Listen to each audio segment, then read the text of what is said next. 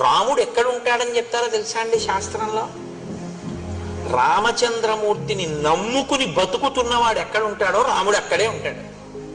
పక్కనే ఉంటాడట ధనుర్ధరుడే. ఆయన కూర్చుంటే కూర్చుంటాడు, ఆయన నించుంటే నించుంటాడు, ఆయన ఎడుతుంటే పెడతాడు, ఆయన వస్తే వస్తాడు, ఆయన పడుకుంటే తను ఇలా కూర్చుంటాడట గుమ్మం ముందు.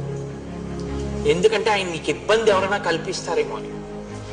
రామచంద్రమూర్తి తనని నమ్మిన వాళ్ళని రక్షించడానికి గడప ముందుకొచ్చి కూర్చుని ఉంటాడు అని. అందుకే రాముణ్ణి నమ్ముకున్న రామభక్తులు ఎక్కడుంటారో అక్కడే సీతారామ లక్ష్మణులు హనుమ కూడా ఉంటారు. మీరు బాగా జ్ఞాపకం పెట్టుకోండి, నేను మీకు సత్యం చెప్తున్నాను.